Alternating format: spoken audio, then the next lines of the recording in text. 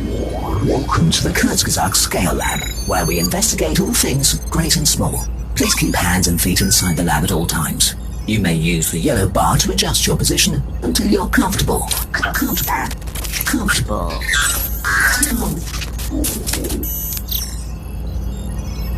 Oh, sorry about that. I've been on standby I've been hard at work doing stuff. Anyway, you must be on a tour of the Kurzgesagt labs, huh? Well, lucky you've wandered into the best lab by far. Let me show you around. Check out the blue capsule on the left. This is my greatest invention, a way to overcome the laws of physics. Shrinkagen. If you add it to things, they become teeny tiny. And I managed to invert it so I can also scale things to giant size. It can get a bit tricky when you overdo it, but 70% of the time it works every time. Oh, almost forgot. There should be a tablet with yellow handles nearby. Could you pick it up, please? That's the lab tab. It works as a travel guide for this lab. It records as I talk and makes suggestions about what to do next. You can use your thumbstick to scroll and go between pages while you're holding it. Go ahead, try it out. Okay, check out the machine on your right, the one with the big handle in the middle. This is the Scalevator. It lets you grow and shrink this whole lab so you can visit other realms and see the worlds within worlds around you for yourself. It can also take the lab outside. Let me demonstrate.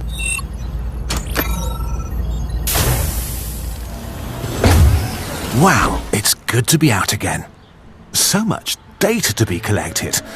But I'm sure you can't wait to try out my invention. Do you see a boxy white tool with a yellow handle that looks like it could be some kind of blaster? There it is, the multi-tool. The first thing it does is analyze things. Hold down the trigger and point it at, let's say, that rubber duck.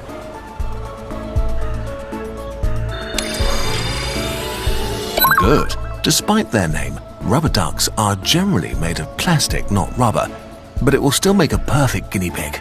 To collect it, you'll need one of these red capsules with a big window in front. I use Shrinkagen to store the tools when they're not needed. Keeps the lab looking tidy. Put that in the multi-tool. Now point the multi-tool at the rubber duck and press the trigger. Yes. I've missed this. Now comes the really cool part. That machine with the Shrinkagen is the Opticizer. It uses Shrinkagen to scale individual objects up and down.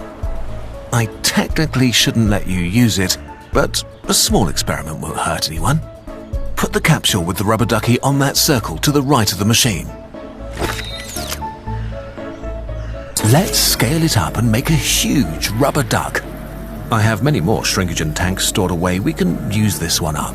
Set the lever on the Opticizer to the mountain icon and push the yellow button.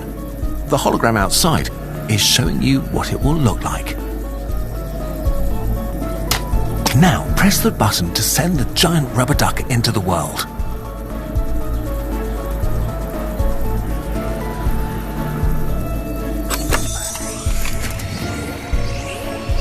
Well done. Now, to take a look at the new giant duck, we will get huge ourselves. Go to the other machine, the Scalevator, and set its lever to the mountain icon. Then, press the button when you're ready to see what this lab can really do.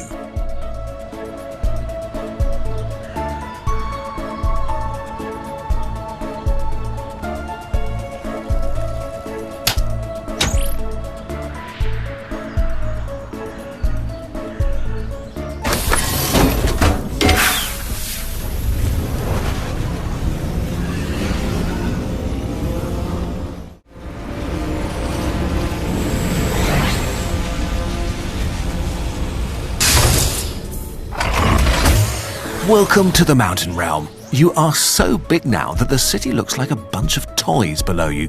Speaking of toys, I have one more thing to show you. Let's take this ducky for a ride. Grab the controller with the little antenna in front of you.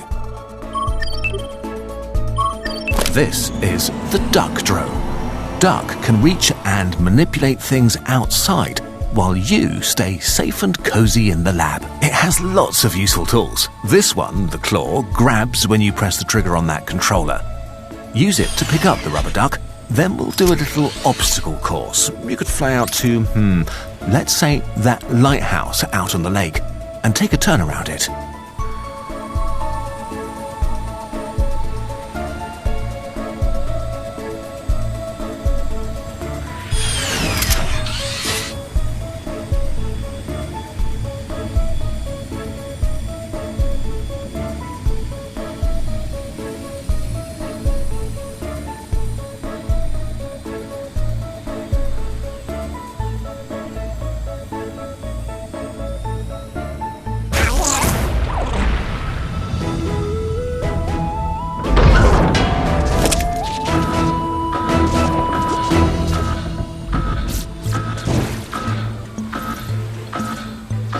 Oh no, not another problem.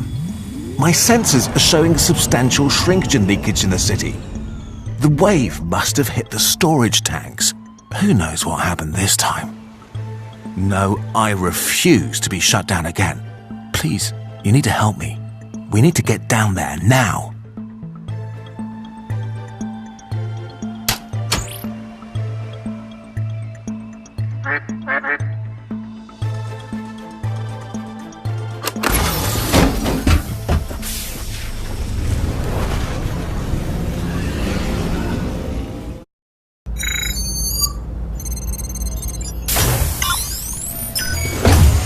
Wow, they are marvelous. I mean, horrible. The sensor report says the shrinkagen tanks are completely empty. So those ants must have soaked up a lot of it. But now, they're starting to eat the city. We need to figure out how to stop them. Grab the multi-tool to get some data.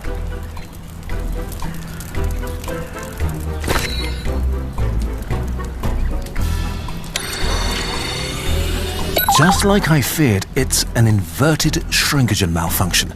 Basically, the shrinkagen has merged with the ants and is stuck now. We need another huge blast of shrinkagen to get them back to normal. But we're out of shrinkagen. Also, the ants are too spread out to shrink all at once. You need to do two things. Find a way to gather all the ants in one place and find the missing shrinkagen to scale them back down.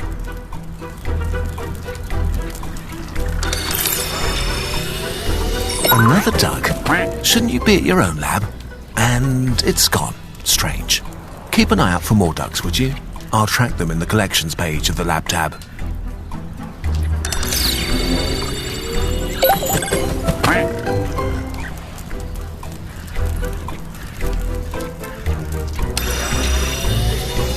Do you see the spikes on their back?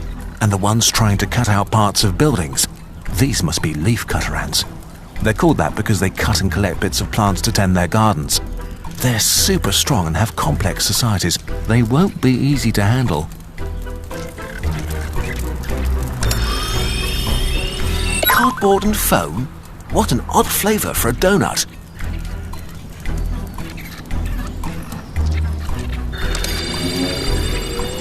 This must have been left over from the wave earlier. Too bad for us. It doesn't seem to have damaged the ants. They have water-repellent surfaces. Pesky giant buggers.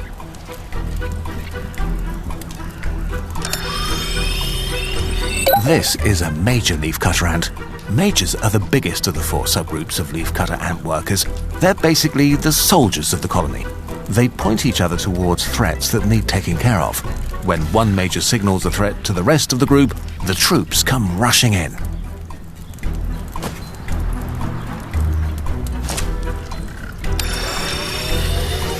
This one is a miner, one of the smaller leafcutter ants. Leafcutters live in complex societies where every caste has a different task. Miners forage for food and leaves to bring back to the nest.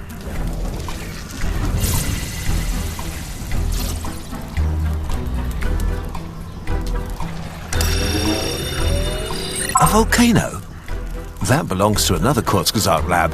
The wave must have dragged it here. Quick, put a capsule in the multi-tool and collect it so I can return it. It must have been hit by the leak as well. The good news is, this object has flexible shrinkagen.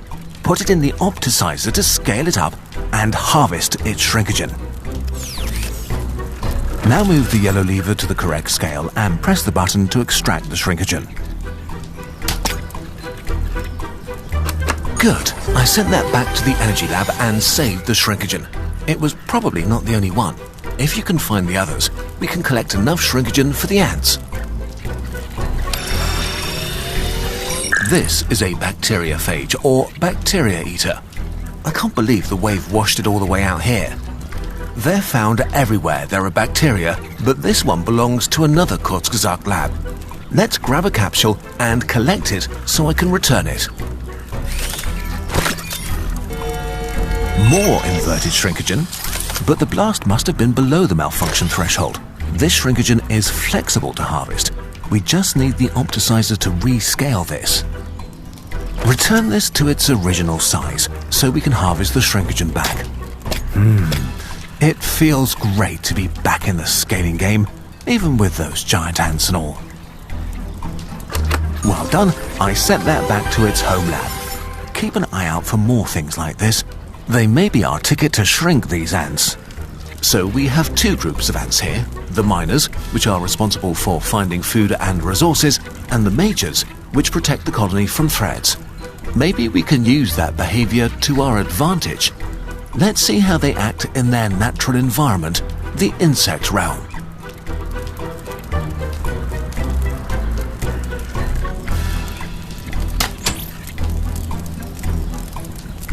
Off to the insect realm.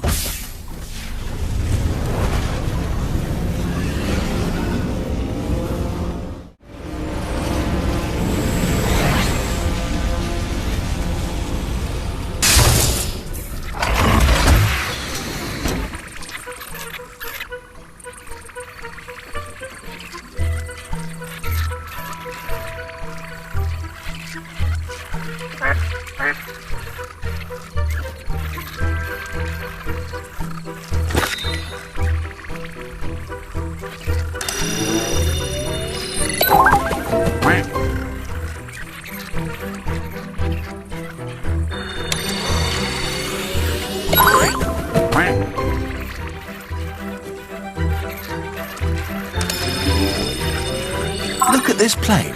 Passenger seats really are getting smaller and smaller.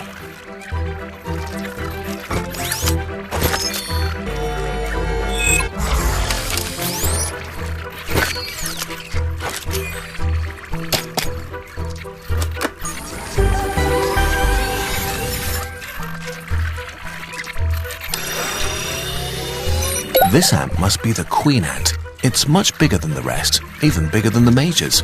Plus it has a crown on its head. A telescope.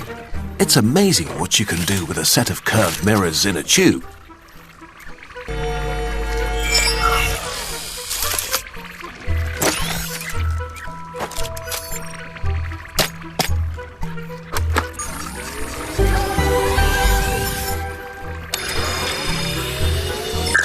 I'll have to have a word with the energy lab. They clearly aren't storing their nuclear waste properly.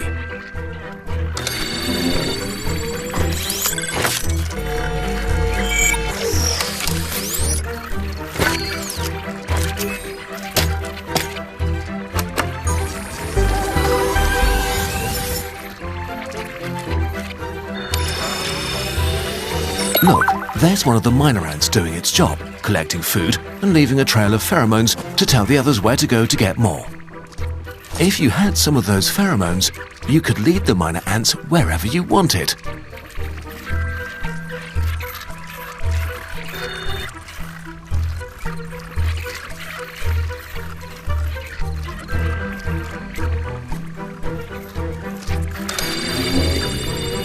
The Mars rover? You're a long way from home, aren't you?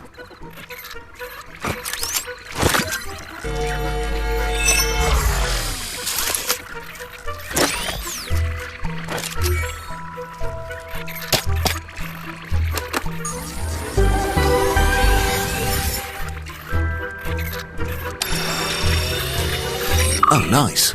A banana for scale.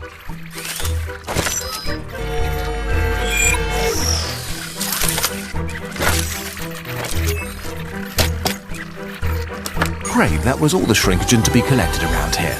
Now, let's get those ants all together so we can shrink them.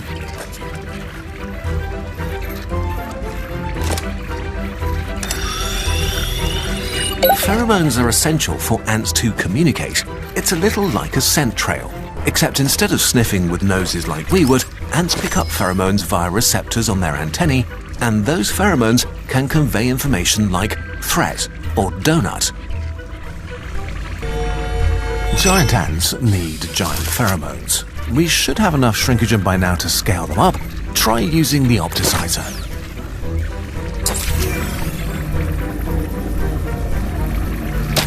Now you need to deploy them, so again, push the yellow button on the opticizer.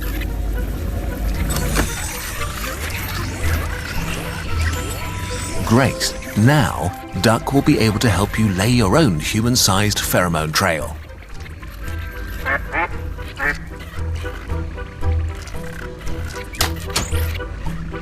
Back to the human realm we go.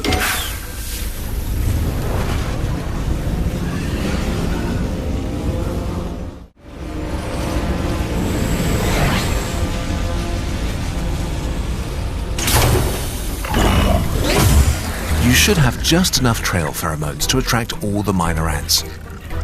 Time to show you another feature of the drone, the vacuum beam.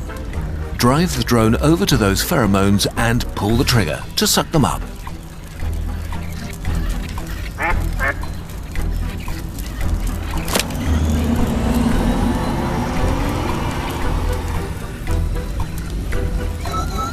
Now you can use the drone to lay a path.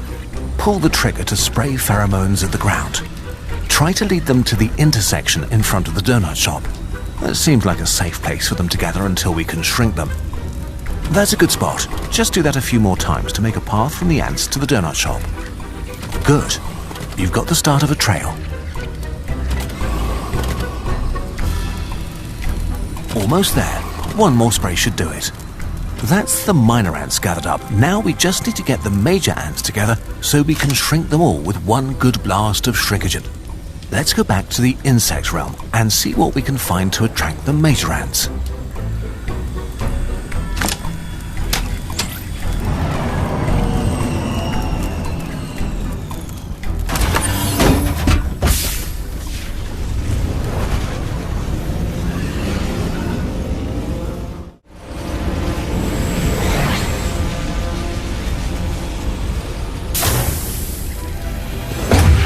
Major ants respond to threats to the colony. Other ants can create a burst of alarm pheromones that says, "There's something scary here," and the majors will come deal with the problem.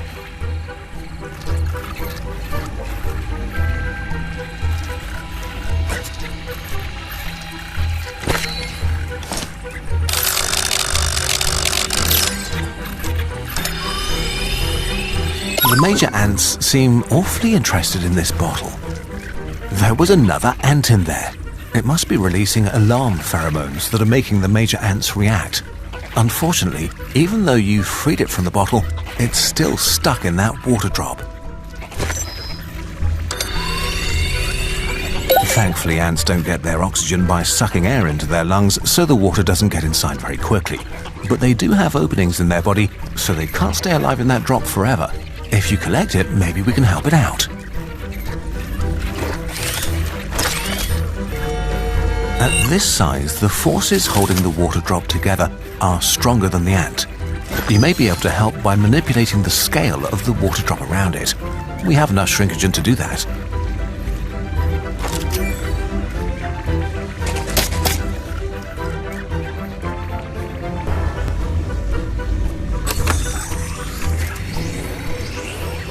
That should have had some effect. Let's go to the human realm and see.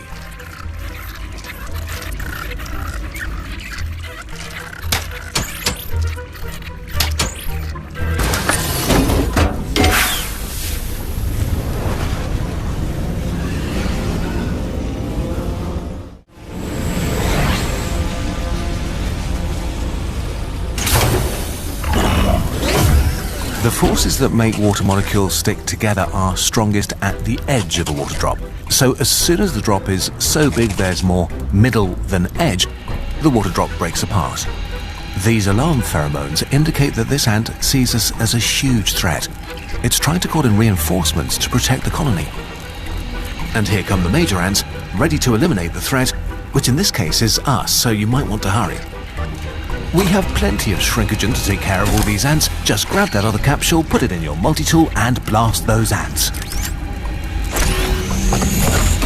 There, perfectly regular-sized leaf-cutter ants going home to their perfectly regular-sized colony. I'd say that's a job well done. But let's make a quick trip up to the mountain realm to make sure we got them all.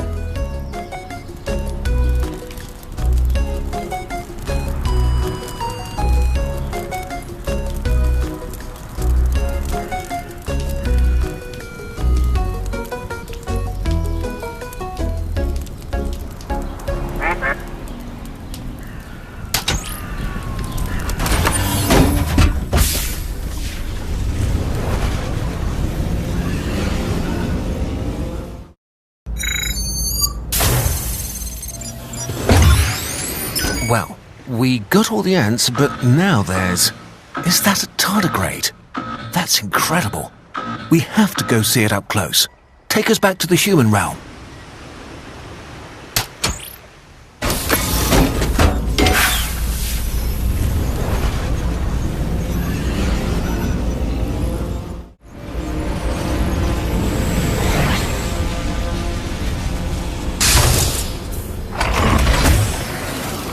Wow, that's a huge tardigrade. I love tardigrades. They are so cool.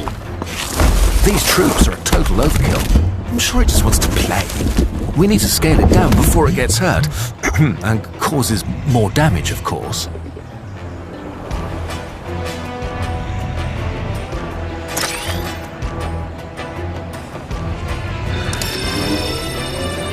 What are all you lab ducks doing out here? Shit, go away. It seems like the shrinkagen leak is still wreaking havoc on the other labs. That's more tidying up for us, but also more shrinkagen for the tardigrade. Let's get to it. Try to explore and collect information. Doesn't hurt to get a second look at things. Oh, a coronavirus. Good thing you found that. Don't worry, the lab containers will keep it from spreading.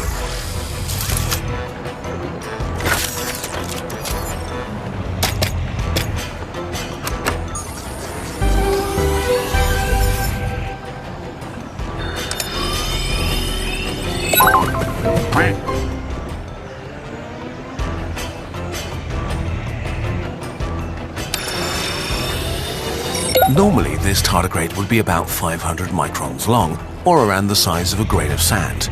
Even though they're so small, they can withstand all sorts of extreme conditions. Stuff that would surely kill you is no problem for them.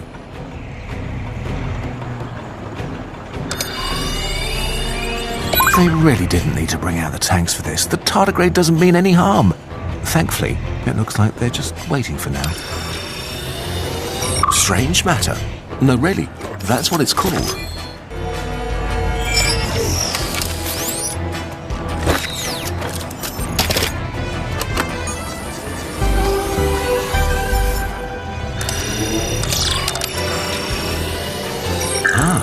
Caffeine. Probably one of humanity's favorite molecules.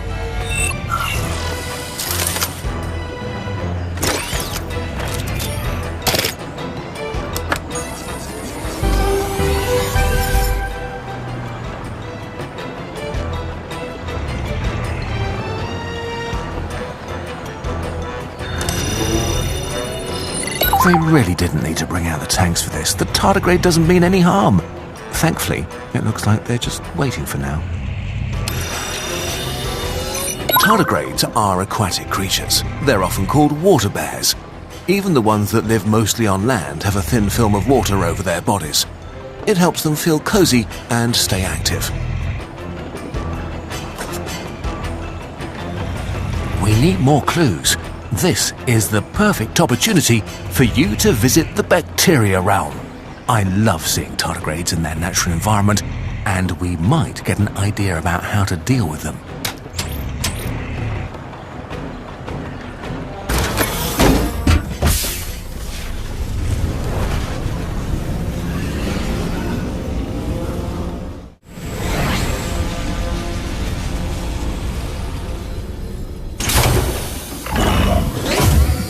We are inside that puddle now.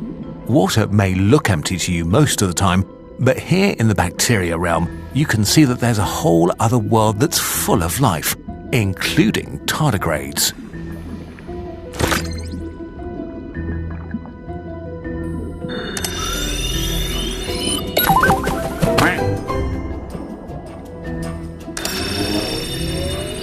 These tardigrades are just waking up from tun state at the moment. Lots of things can cause a tardigrade to go into its tun state: heat, cold, dehydration, high pressure, or lack of oxygen. These ones might have been dehydrated until that wave came along.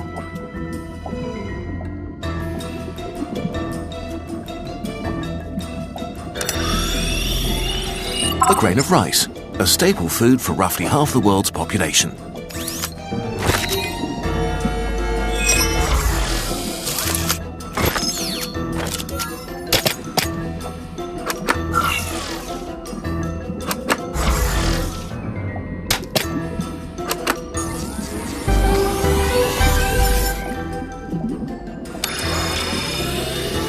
That's no moon. Wait, no. Yes, it is.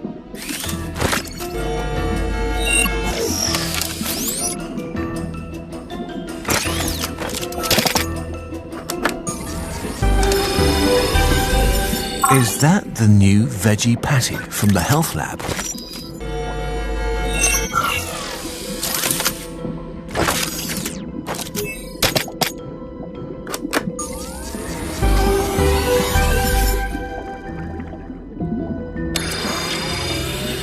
Tardigrades are like little tanks, but when they don't like the environment, they go into an inactive tun state, where they basically put being alive on hold. Getting the big one into its tun state would make it a lot easier to scale down.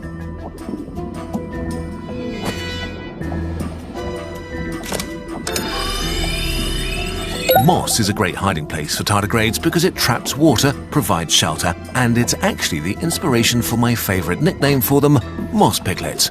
Moss is also one of their favourite snacks. A giant moss to snack on will surely distract our big buddy from those barricades for a while.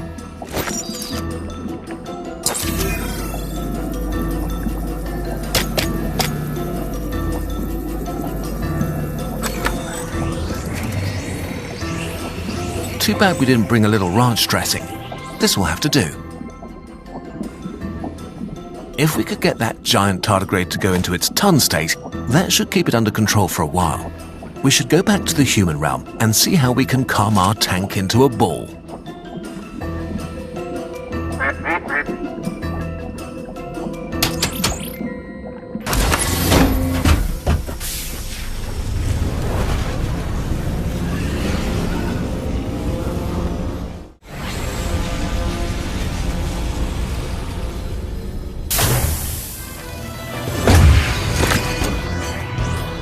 Now then, there are lots of ways to make a tardigrade go into its tun state. High pressure, lack of oxygen. The easiest way to get the tardigrade into its tun state is probably to cool it down or find a way to dry up its watery coat. Ice cream is stored around 0 degrees Fahrenheit, so using this to chill the tardigrade is worth a try. We just need to lure the tardigrade closer. That moss should be perfect. Bring it over there with the drone.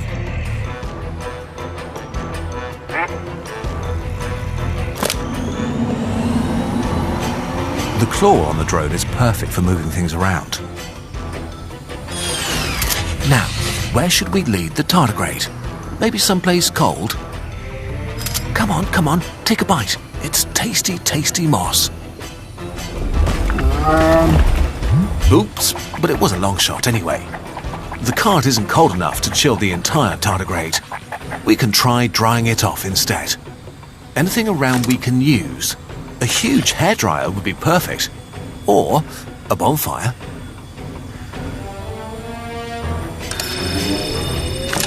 Those bits of wood don't make a very good barricade anymore, but they could make a great fire. The heat would dehydrate the tardigrade, and at this distance, we wouldn't accidentally roast it.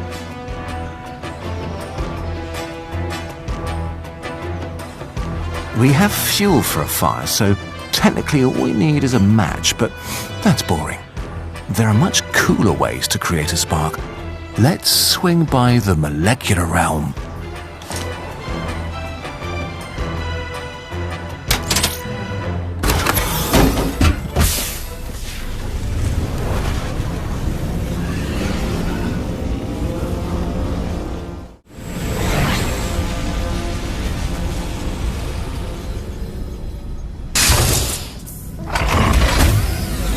Welcome to the molecular realm. Remember that broken barricade? These are its molecules, plus some from the air around it. This is a cooling tower. It cools water by exposing as much of the water's surface to air as possible.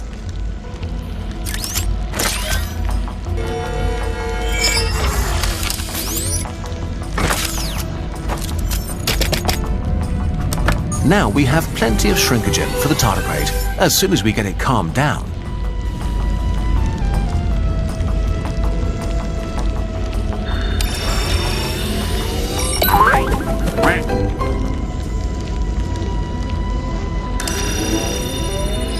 Oxygen is a key ingredient of fire, but regular oxygen molecules bouncing into things don't cause fires. If they did, we'd be in a lot of trouble. For the oxygen molecules to react with the fuel, we'll need more and stronger collisions. Fire needs fuel. Anything with both carbon and hydrogen atoms will burn if you get it hot enough, so these cellulose molecules in the wood should do just fine. We need these oxygen molecules to speed up. The duck drone has just the perfect gadget.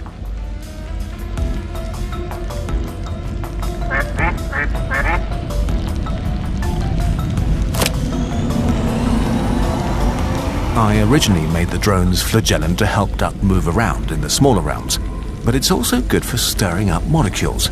Press the trigger to make it spin.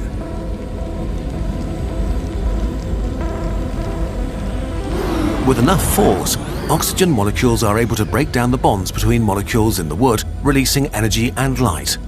Fire is chemistry and physics in action.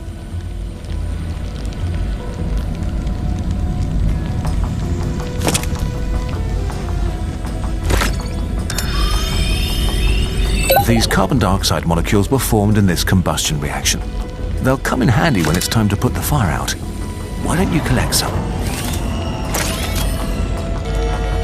Carbon dioxide is heavier than oxygen, so large quantities of it can get in between the fire and its fuel, cutting off the combustion reaction. We only have a little right now, but you know how to make that into a lot, right?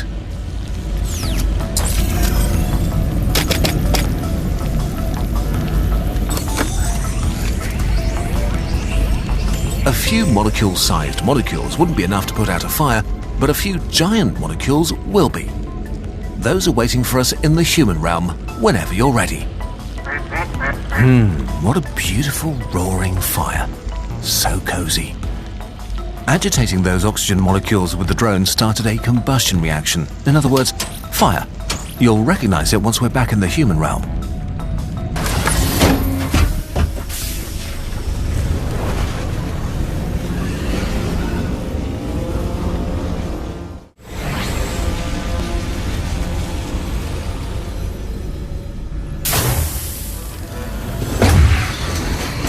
Here it is. Bet you wished you had some marshmallows now. See the steam coming off the tardigrade? That's the film of water around its body evaporating.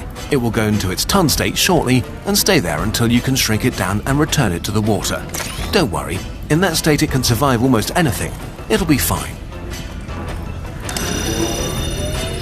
Scientists don't know everything about how the tardigrade ton state works yet, though tardigrades can use a certain kind of sugar to replace the water in their bodies, and that protects their internal structures.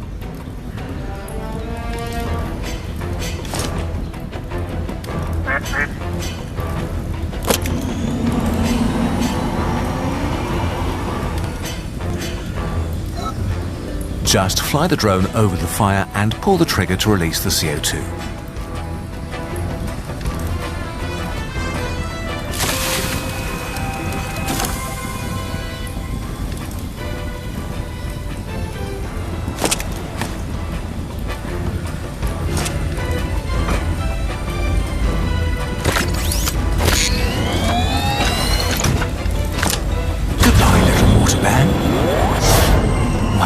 was exciting, wasn't it?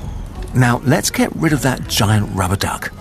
We don't want it reminding everyone who's caused all this trouble. Head to the mountain realm when you're done here.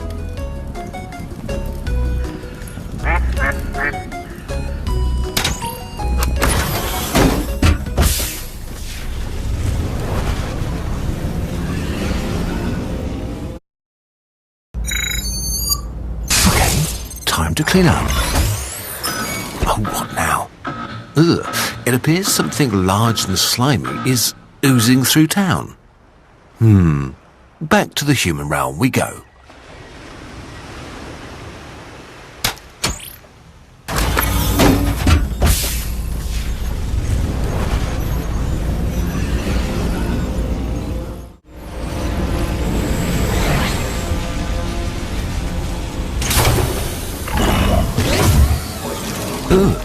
That's a very large protist, and it appears to be eating anything within reach. Well, you know the drill. Scan away.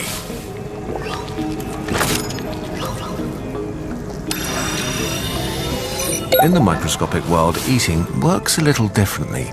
Some protists produce their own food through photosynthesis, and some hunt.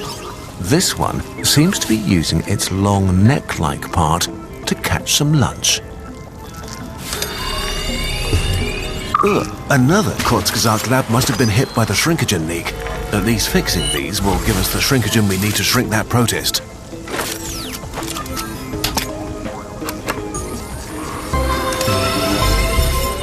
Go back to your lab before you get eaten too.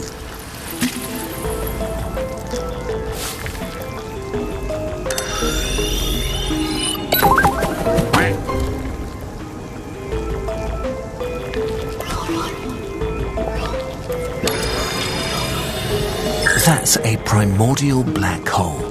These are thought to have formed just under a second after the Big Bang.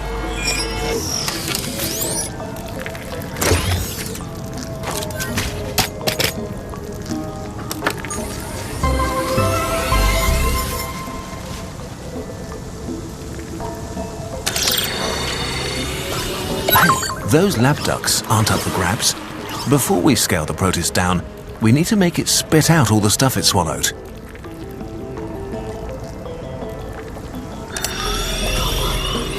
This puddle is probably where the protist came from. Most of them live in water. With just one cell and no means to reach it, it's best to live surrounded by water to begin with.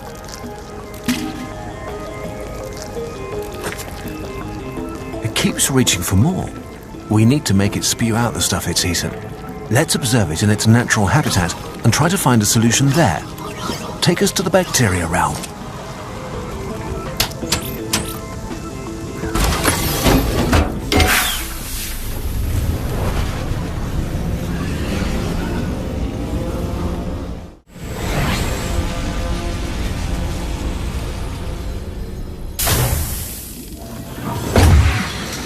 Welcome back to the bacteria realm. We're inside the puddle now. Protists are common inhabitants of this realm. Have a look at those critters. You don't go on a micro safari every day. This is an amino acid. They make up proteins, so they're incredibly important to your ability to be alive.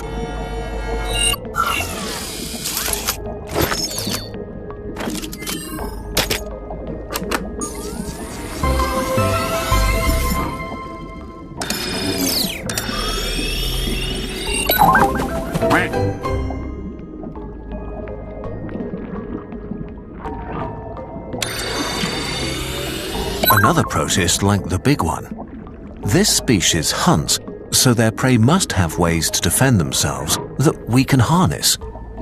See if you can find something this protist likes to eat.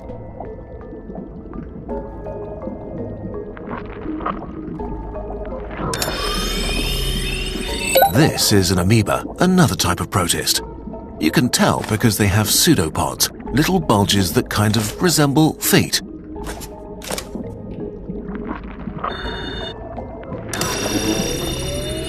Not all protists are hunters. Some like to hang out in algae like this and feast on them like cows on pasture. LED bulbs are more energy efficient than the old light bulbs.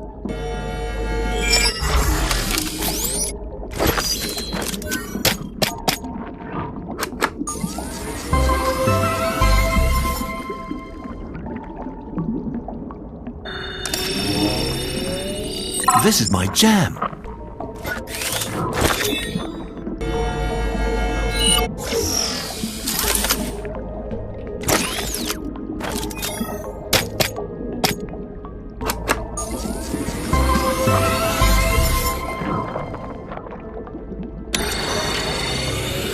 This is a diatom, another type of protist that does photosynthesis.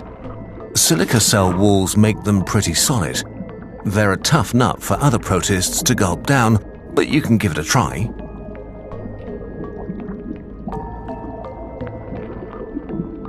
Be careful to stay out of range of that neck, or the protist might decide to eat duck.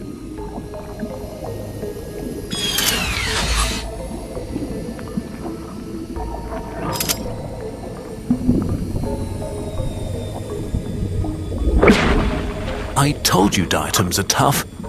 Ah, you found bacteria. These bacteria look humble compared to the protists, but they spread everywhere, thanks to their clever survival strategies.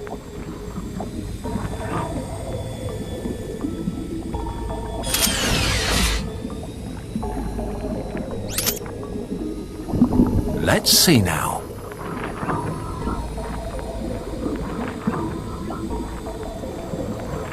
As you can see, these bacteria have an ingenious method of spreading. Once they're in the protist, they use its resources to multiply. As soon as there are many of them, they start poking holes in its membrane, which lets water in and eventually bursts the protist. This lets the bacteria escape out into the environment.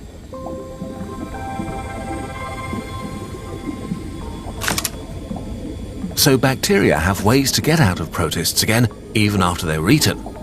Usually that doesn't end well for the protist, but we don't have to go that far. We just need to make the protist release its human-sized snack. Come on, let's go to the molecular realm to see how it works.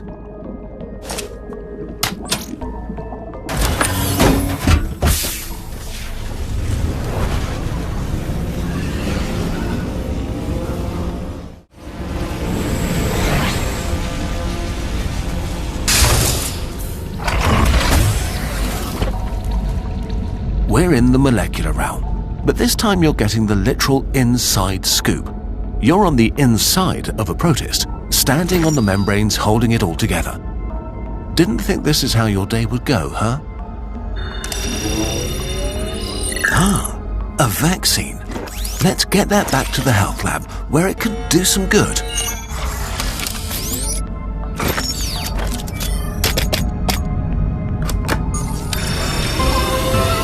A nuclear bomb. Awful at any size, really.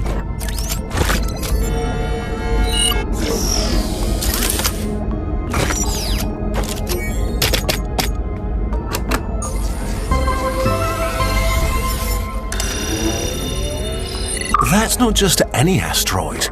That's the asteroid that probably wiped out the dinosaurs.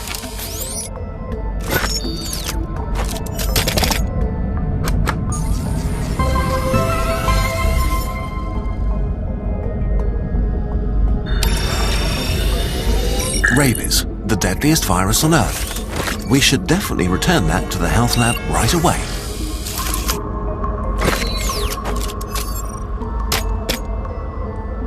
My readings show that we have enough shrinkagen to shrink the protist, as soon as you get all that stuff out. This is a receptor, a type of protein that's an essential part of the communication infrastructure of the cell. They receive messages and trigger responses. Each of them is tailored to fit a very specific signal protein so that there is no unnecessary chatter inside the cell.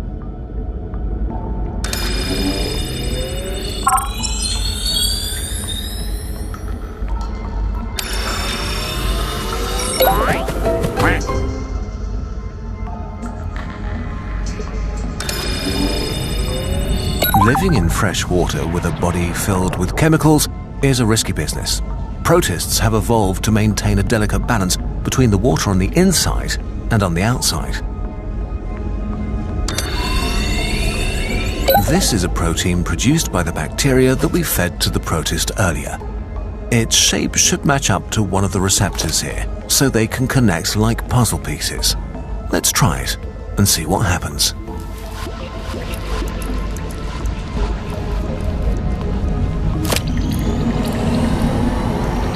Grab one of those proteins and drop it onto the matching receptor.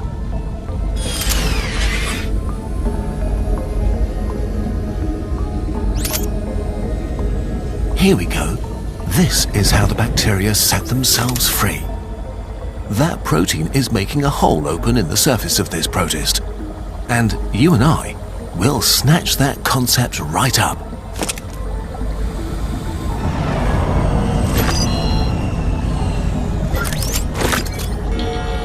Excellent. If we want these proteins to have the same effect on the giant protist, we need to scale them up.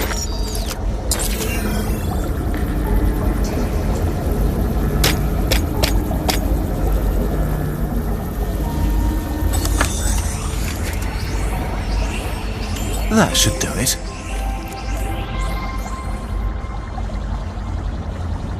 I think that's everything we can learn here for now. And who knows what else that slimy glutton has managed to gobble in the meantime. Back to the human realm.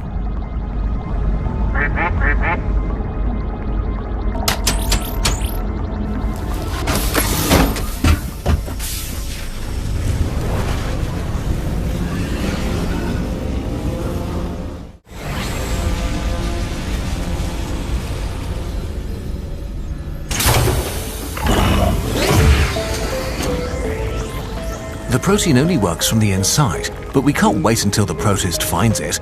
Feeding time! The drone is your best bet for feeding the proteins to the giant protist.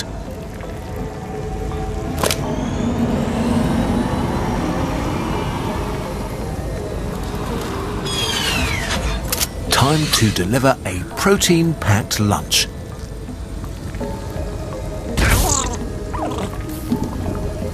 Oh, don't worry. Duck has been through worse. There we go. Bacteria would have kept opening holes until the protist died, but we just want our stuff back. Let's shrink the protist before it decides to have another snack.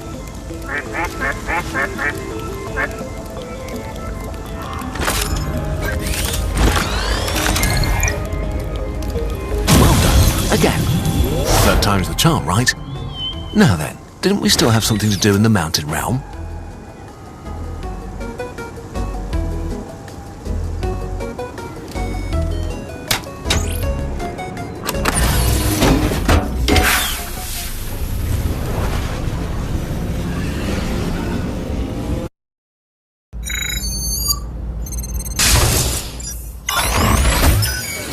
Where were we? All right, restoring order to the city. No more outsized bath toys around. Knew I forgot something. Uh-oh, I've detected more abnormal shrinkagen behavior, but this one is odd. It's not a creature. It seems to be more of a strange fog. Let's check the city, but be careful.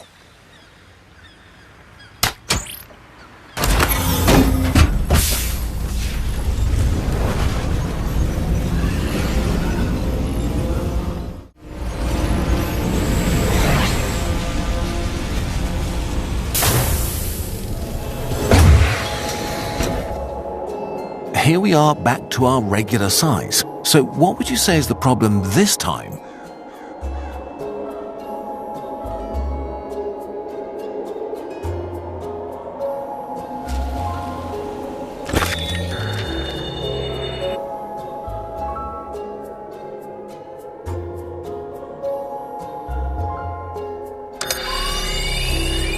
Ah, giant fungi. That certainly is a problem. Fungi grow quickly and are incredibly good at breaking down organic matter, up to and including rocks. I'm sure you can guess what that would mean for the city.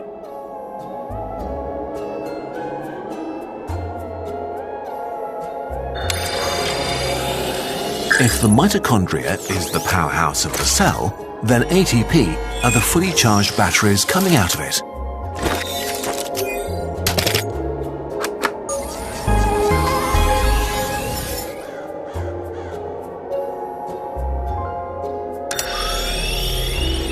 A resistor. Who could resist?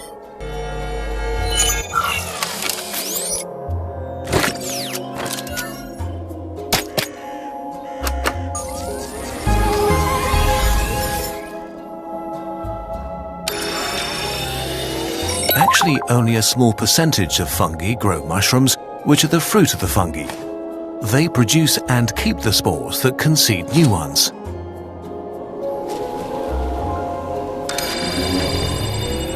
These are spores, packets of genetic material, like millions of plant seeds. Only the few that reach warm, dark and damp surfaces will grow. If you don't get rid of them, the flooded city will be a fungi forest in no time.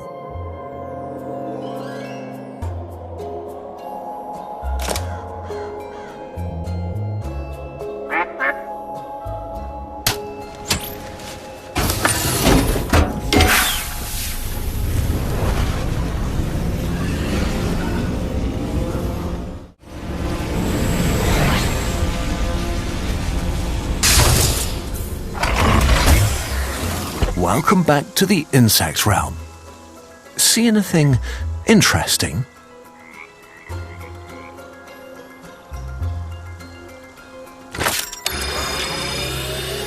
Blue cheese, one of the ways in which humans intentionally eat mold.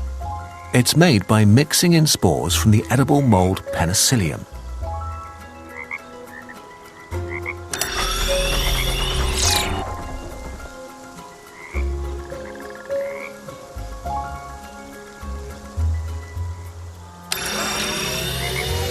Fungi actually help create soil by breaking down organic matter, including rocks.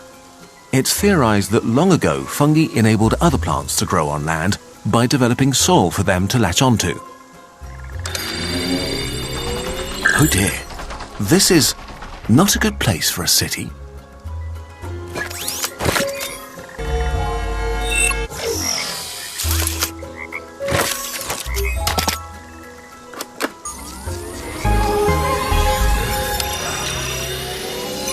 Dogs in space, sure, but ants in space, that's new.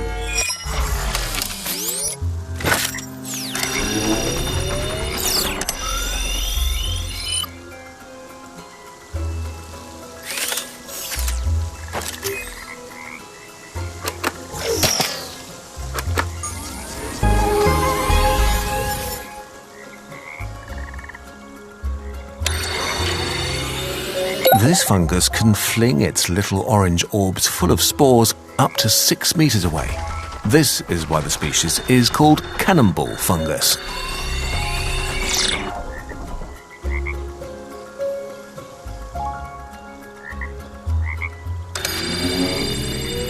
Good, we can get some more detail from here. My sensors say these spores carry a negative charge. That means their molecules have more electrons that are balanced out by their nuclei. That negative charge creates static that helps them cling to surfaces. Let's send the drone out to investigate them.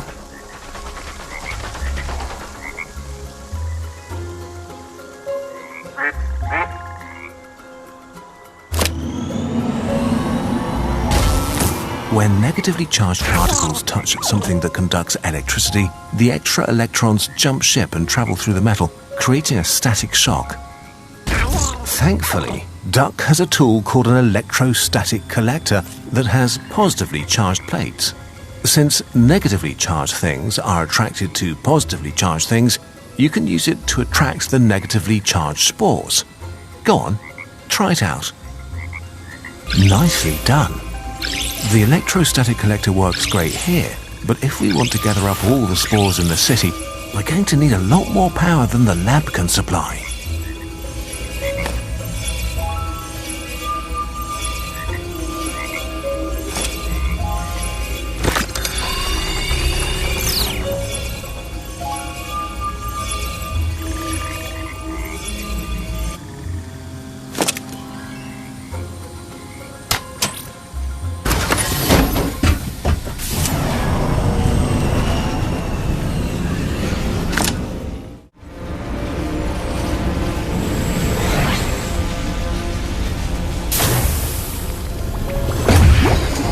Welcome back to the bacteria realm. we're inside one of the fungal cells called hyphae.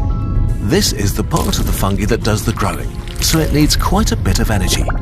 See if you can find its energy source.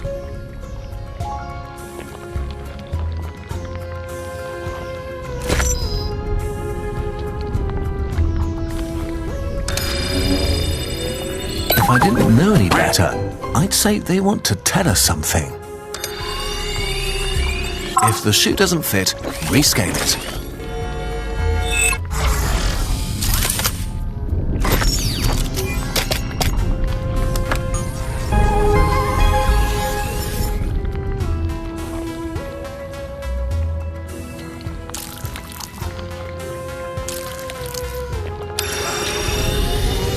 Alas, poor Yorick, the health lab probably wants you back.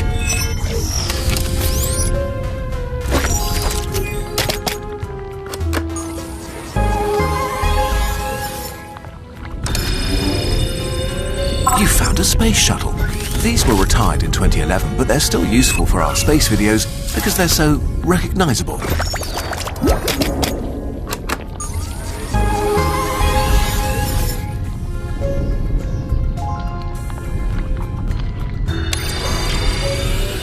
Hold on, is that grain of sand conscious? What's the consciousness lab been doing all this time?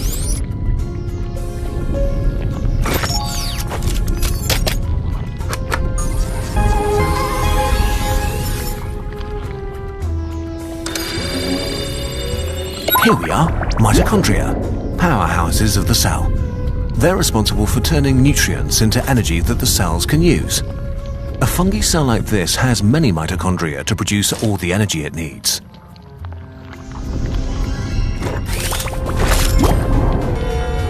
A cellular battery should give us power, but it might need to be a lot bigger.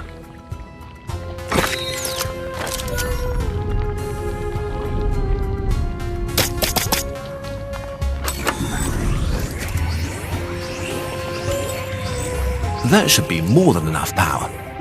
Now Duck can grab it and use it for the drone. Let's go to the mountain realm and power up the drone.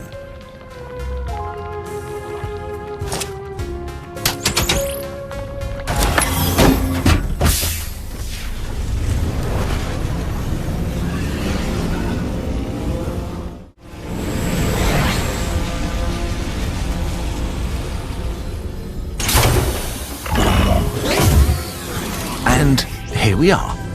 Wow, that spore cloud has really spread. Good thing we have a way to gather it up. Use the drone's vacuum beam to pull in that mitochondria and power up.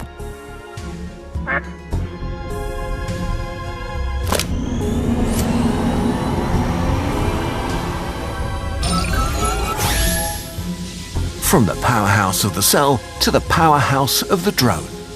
Now, go gather those spores. Well, we can gather them up, but how do we get rid of them? We need an even closer look. Let's go to the molecular realm.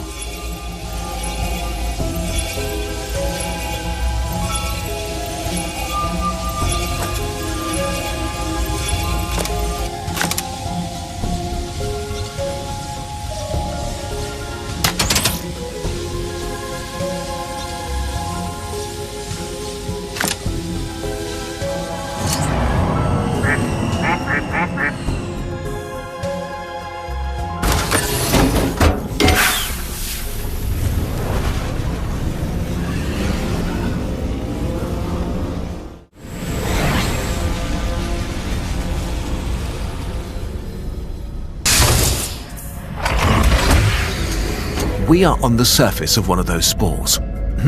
Looks like we need to devise a solution out of, thin air. Get it? Because these are air molecules. Butterflies are found everywhere on Earth except Antarctica. Some use ants as babysitters, others just live harmoniously with them.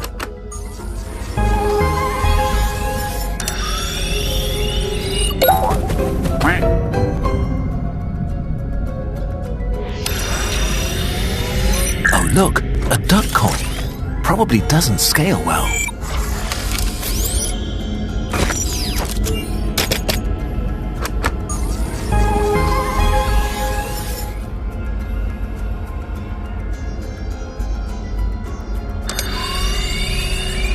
This looks like a lysovirus.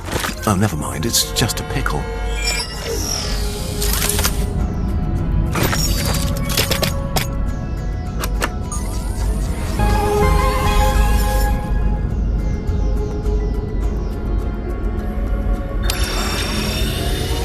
Always good to have spare batteries around.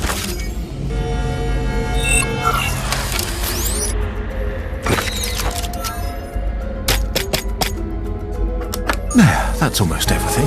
Now we just need to destroy those spores before we shrink the fungi and get on with our lives. Air is a mixture of 78% nitrogen, 21% oxygen, and small amounts of other gases like CO2. Luckily, it's not very reactive, so it won't suddenly decompose and rearrange into new molecules with other atoms. But we can change that. Air molecules have stable chemical bonds, so their electrons are arranged in a way that keeps their atoms together. If we could disturb their electrons, we could create new reactive molecules, molecular cannonballs, to shoot at the cell walls of our spores. Oxygen tends to really hold on to its electrons. If we break oxygen molecules, the atoms will try to steal electrons from whatever's in their way. One way to break oxygen molecules would be to put up an electric field that overpowers the strong pull of their nuclei. I have the perfect tool for this. The drone has an ionizing wand which can rip electrons out of their bonds. Go ahead, try it out.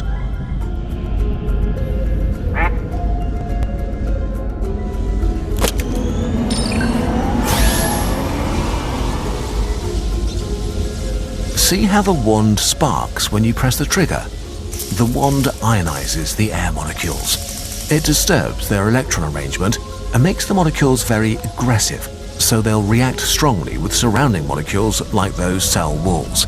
And by react strongly with, I mean destroy.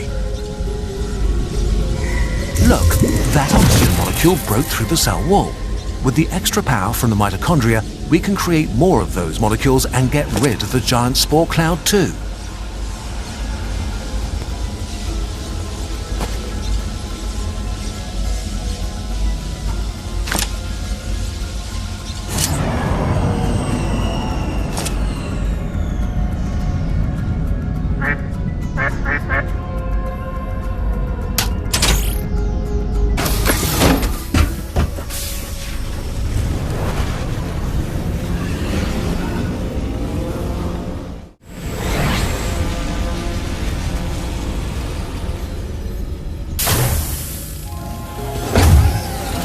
Ready to zap some spores? The electrostatic collector is automatic, so all you have to do is press the trigger.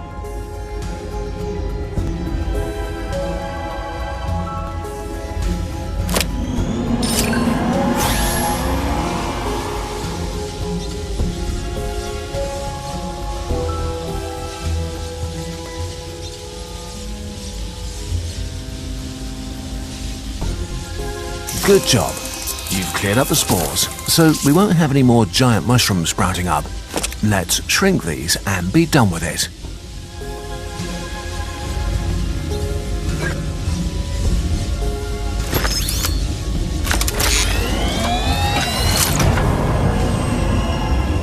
That's the last of them. Well done.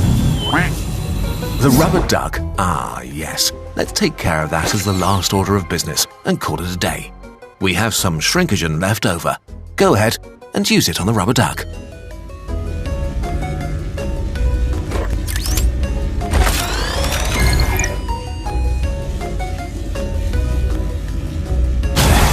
Let's take one more look at the human realm just to be sure, but I think we're finally in the clear.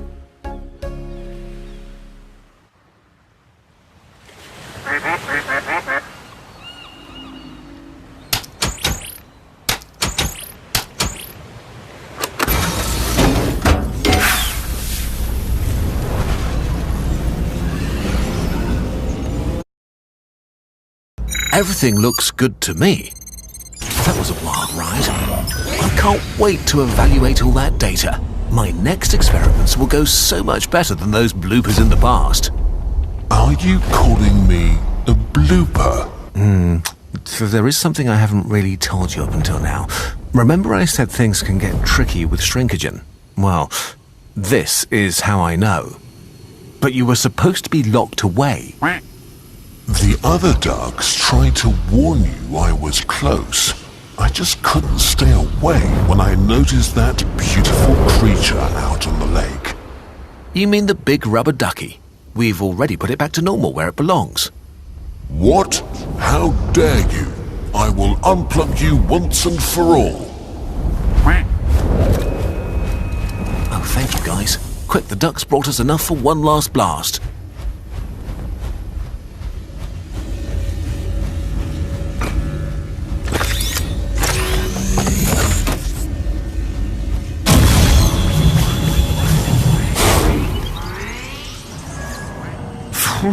That was close. Note to self, no more duck experiments.